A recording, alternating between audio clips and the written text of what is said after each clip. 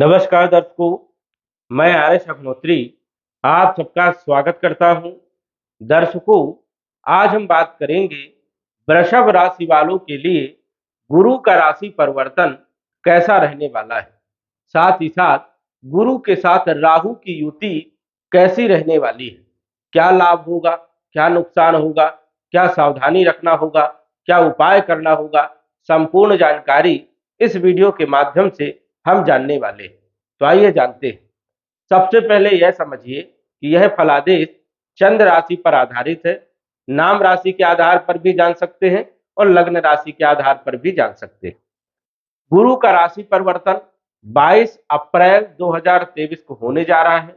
गुरु 1 वर्ष के बाद राशि परिवर्तन करते हैं और ये राशि परिवर्तन आपके 12वें भाव में होने वाला है। अभी तक गुरु आपके एकादश भाव में मीन राशि में गोचर कर रहे थे, जबरदस्त लाभ देने का काम कर रहे थे। अब जो है 22 अप्रैल 2023 से लेकर के 1 मई 2024 तक गुरु जो है आपके 12वें भाव में गोचर करने वाले, वो भी राहु के साथ युति रहेगी गुरु की। तो राहु के साथ गुरु जब भी बैठता है तो चांडाल दोष निर्मित होता है। चांडाल दोष ये एक अशुभ दोष माना जाता है, नुकसान करता है, लेकिन कई बार यह दोष यदि आपकी जन्म पत्रिका में अच्छे भाव में बन जाए तो ये बहुत शुभकारी भी माना जाता है।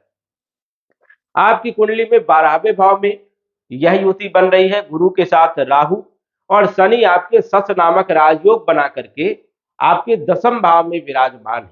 तो शनि आपको जबरदस्त लाभ देने का काम करेंगे वृषभ राशि वालों के लिए। लेकिन गुरु यहाँ पर 12वें भाव में, वैसे तो काल पुरुष की कुंडली में गुरु का ये पक्का भाव माना जाता है 12वां भाव, और यहाँ पर मिले जुले फल देने का काम करते हैं। ऐसा नहीं कि गुरु यहाँ पर हमेशा बुरे ही परिणाम देने का काम करता है, अच्छे भी परिणाम यहाँ पर देने का काम करता है, लेकिन राहु के साथ जो है यहाँ पर ज्यादा बुरे परिणाम देने का काम करता है। वृषभ राशि के अनुसार से गुरु का जो गोचर है वो 12वें भाव में होने वाला है। तो इस कारण से राशि से 12वां जब भी कोई ग्रह चलता है तो उसके अच्छे परिणाम कम देखने को मिलते हैं, बुरे परिणाम ज्यादा देखने के मिलते हैं। तो वृषभ राशि वालों के लिए अप्रैल 2023 से लेकर के मई 2024 तक विवाह का योग नहीं बनेगा।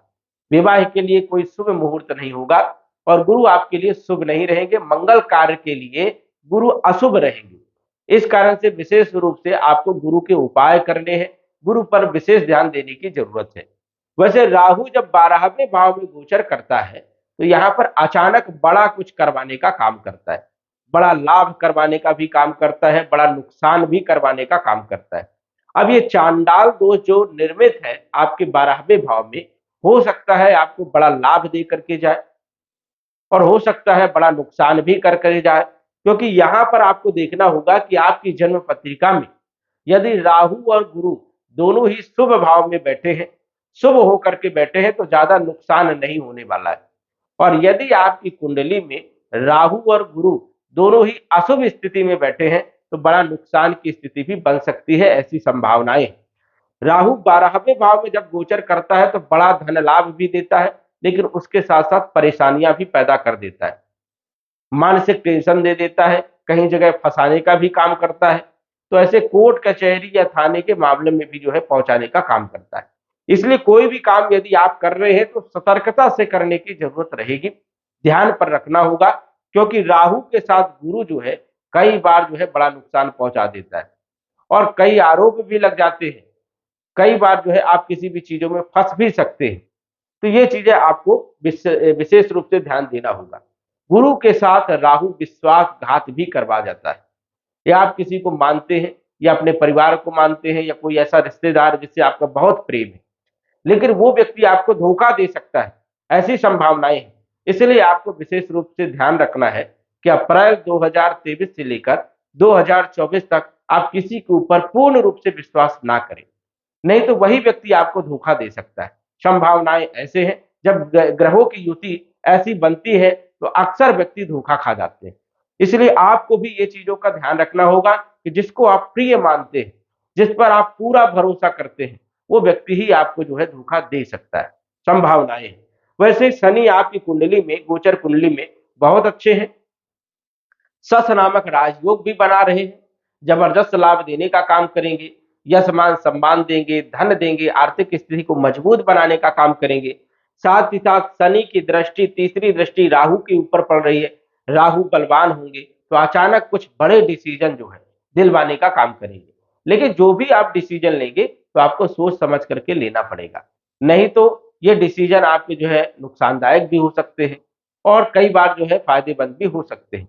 तो पहले सोचे विचारे, उसके बाद सलाह लें और सलाह लेकर के करने की आपको जरूरत रहेगी। गुरु आपके अष्टम भाव के मालिक हैं। वैसे तो ये विपरीत परिवर्तन राजयोग बना रहे हैं और विपरीत परिवर्तन राजयोग जो है कई सारे क्षेत्रों में लाभ देने का काम करता है। अष्टम भाव के मालिक है गुरु, 12वें भाव में गोचर कर रहे हैं। विदेश आप जा सकते हो, विदेश से जुड़े हुए कार्य आप कर सकते हो या फिर जो है नौकरी के लिए भी जा सकते हो। ऐसे क्षेत्रों में यदि आप जाते हो, अपने से जन्म स्थान से दूर जाते हैं, तो यहाँ पर गुरु आपको लाभ देने का काम करते हैं। अष्टम भाव जो होता है ये गुप्त धन का भी होता है, गूढ़ राशि का भी होता है, ज्ञान का भी होता है। तो कोई ना कोई गूढ़ ज्ञान प्राप्त कर सकते हो, गुप्त धन भी आपको कहीं न कहीं से मिल सकता है, रिकवरी भी हो सकती है, ऐसी भी संभावनाएं हैं। वही शनि आपके लाभ के मालिक होकर के व्यय भाव में बैठे, तो लाभ तो होगा स्वाभाविक है, लेकिन व्यय भी बहुत कराएंगे, खर्चा भी बहुत होगा। तो खर्चों पर भी आपको नियंत्रण रखने की विशेष रूप से जरूरत रहेगी। तो यहाँ पर खर्चे बहुत होने वाले हैं। खर्चे कुछ भी हो सकते हैं, किसी भी चीजों पर हो सकते हैं, भोग विलास पर हो सकते हैं, लग्जरी चीजों पर हो सकते हैं, किसी भी चीजों पर हो सकते हैं। देश विदेश की यात्राओं के भी योग बनेंगे। 12वें भाव में राहु का गोचर शुभ और अशुभ दोनों प्रकार के फल देने वाला होता है। यदि आपकी कुंडली में योगकारी है, शुभ भाव में बैठा है, तो यहाँ पर बहुत अच्छे परिणाम जो है राहु देने का काम करता है। लेकिन यहाँ पर यदि राहु आपकी कुंडली में खराब स्थिति में बैठा है, तो यहाँ पर राहु भी आपको बुरे परिणाम देने का काम करेगा। राहु यहाँ पर माया जाल फैलाता है और फंसाने का काम करता है, लालच देता है और फंसाने का काम करता है।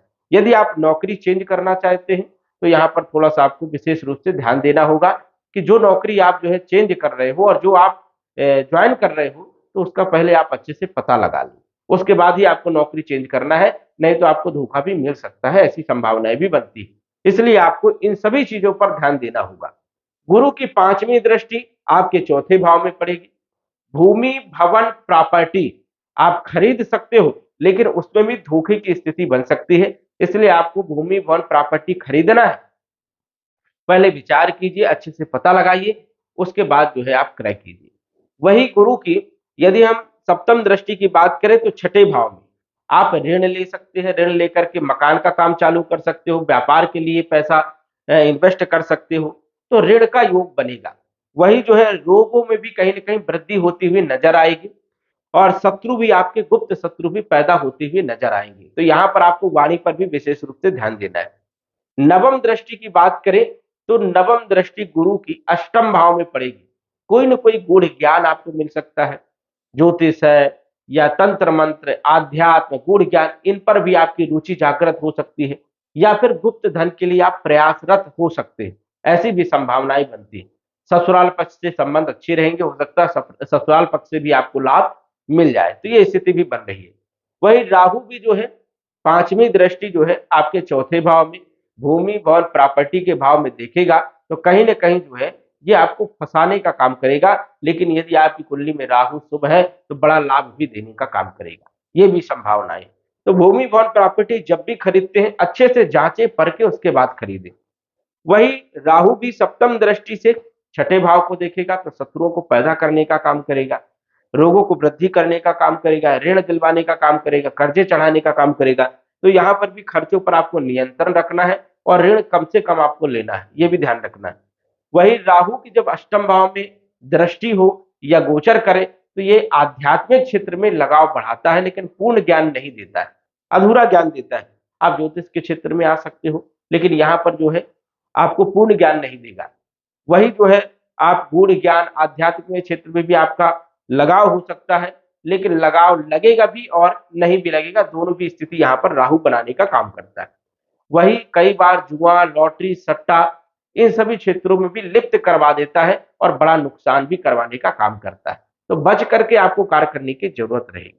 तो वैसे यदि हम बात करें तो वृषभ राशि वालों के लिए गुरु और राहु की जो युति है ये कोई विशेष लाभदायक नहीं है, इसलिए आपको ध्यान रखना होगा, सावधानी रखना होगा। वैसे शनि आपको जबरदस्त लाभ देने का काम करेंगे, अन्य ग्रह आपको लाभ देने का काम करेंगे। तो दर्शकों, आज बस इतना ही। धन्यवाद। यदि आप अपनी कुंडली का विश्लेषण घर बैठे करवाना चाहते हैं तो दिए गए व्हाट्सएप नंबर से संपर्क करें। साधारण फीस जमा करके आप अपनी कुंडली का विश्लेषण फोन के माध्यम से घर बैठे ही करवा सकते हैं और जान सकते हैं अपने भूत, भविष्य और वर्तमान के बारे में। धन्यवाद। WhatsApp number 94798939